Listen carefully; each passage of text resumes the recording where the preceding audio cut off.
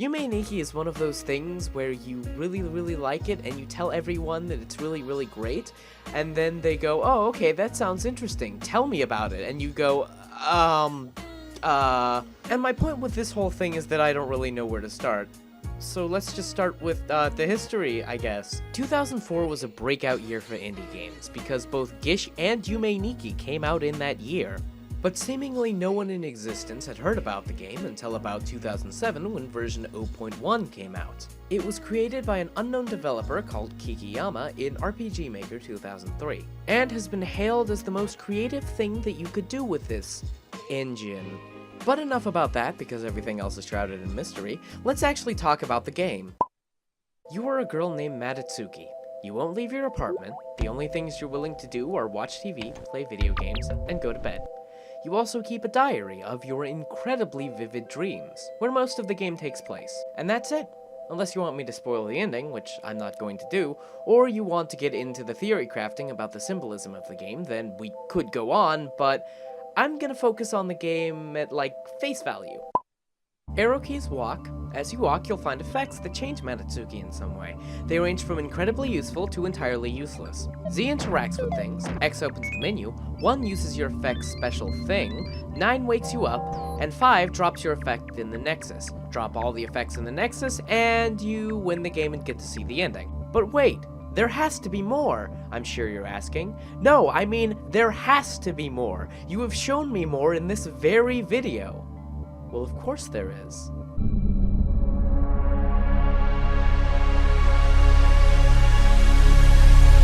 I feel like the games that we call walking simulators, you know, games where you move forward and a story is told to you directly, probably shouldn't be called that. Because if any game deserves that title, it's Yume Nikki. That's what you do in this game. You walk through different worlds to other worlds. That's how the game's played. But unlike the previously mentioned walking simulators, the exploration isn't just a point A to B walk to the next point in the story. The walking is purely for the sake of exploration. The exploration in this game is exceptional because there are so many varied areas, paths to deeper locations, connecting paths to other places that you've already been, and sometimes things aren't even the same as they were when you first entered. There's a lot of random chance events littered throughout the game, from something as simple as Madatsuki waking up with a crank in her neck, making her unable to save, and the ever-famous, some places are beautiful, some places are horrifying.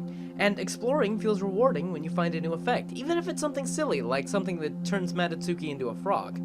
The more you play the game, the more it becomes apparent that each world has something in it worth looking for, even if you've been there before. So my thesis statement here is let's call this type of game, things like Yume Nikki, Abzu, and Journey, walking simulators, and call the other type of game, you know, like Dear Esther, audiobook simulators. But now that I've talked about the exploration, I'm sure that you're asking, why put more than a half an hour into this game if that's all there is? Why care? Why continue exploring? What is there to keep me engaged? Well, my friend, that would be the most impressive thing in this game. The atmosphere. I talked a little bit about atmosphere in my Hollow Knight video, and, well, let me put it this way. Hollow Knight is a warm bath with steam that fills the whole room, candles everywhere giving off the only lighting. It's pretty damn immersive. Yume Nikki's atmosphere is like becoming conscious in the middle of the ocean. It's suffocating. You don't even know which way is up unless you look at where your bubbles are going. And even if you do find the top, you're still in the middle of the ocean. Yume Nikki has been described as a horror game, but the feeling the game gives you isn't really terror. It's still sort of a fear, but it's almost an uncomfortableness. It's that little fear of the unknown. That little fear of moving too far that you can't get back home. It's that little fear that you'll end up in some empty abyss for the rest of whatever existence you might have. And unlike a lot of horror games, it gives you this feeling of fear without really giving you many enemies. Most everything you find doesn't want to hurt you. They almost ignore you. They couldn't care less about you. When a lunatic Torinijin does start chasing you, it's startling, but if they catch you, all that happens is that they teleport you to somewhere else that you can only escape from by waking up. Because of course, this is a dream.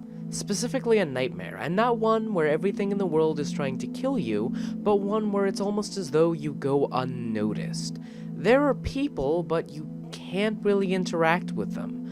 The fear doesn't come from a monster hiding around the corner who wants to kill you, it comes from the strangeness of the world, its inhabitants, and how unwelcome both of these make you feel. And then as the game progresses, the balance starts to shift. You begin to know the routes to take where you need to go, removing the feeling of being lost, and then, at some point, you gain the knife, the single most influential effect in the entire game. This gives you the ability to kill, shifting the balance of power entirely. You are no longer afraid of the world is now afraid of you.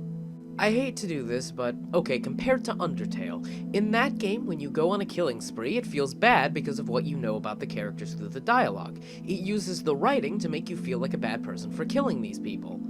Yume Nikki achieves the very same feat with one sound effect.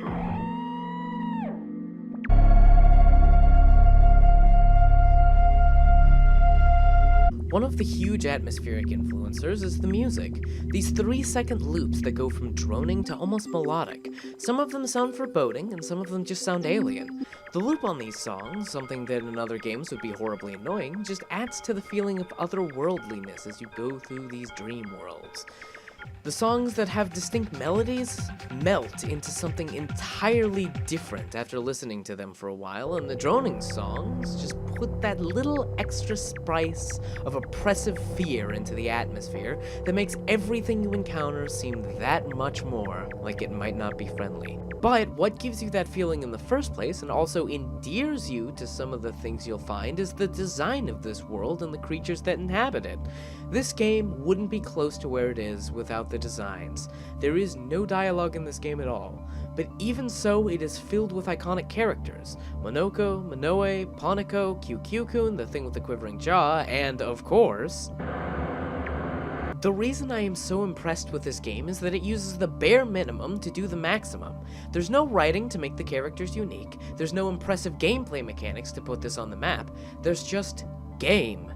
It strips the medium bare and still uses the medium to its full advantage. This wouldn't work in a descriptive setting, like a book, because of how wordless it is. It also wouldn't work in a non-interactive visual medium, like a movie or a painting, because of how the exploration plays so deeply into the atmosphere.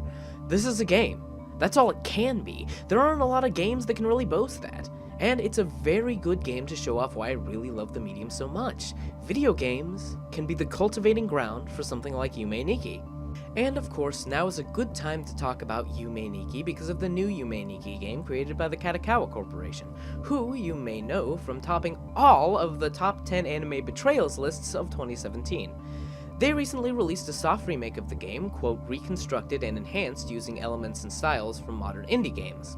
In this case, what that means is it's a linear 2D platformer with gameplay similar to Limbo or Little Nightmares. What?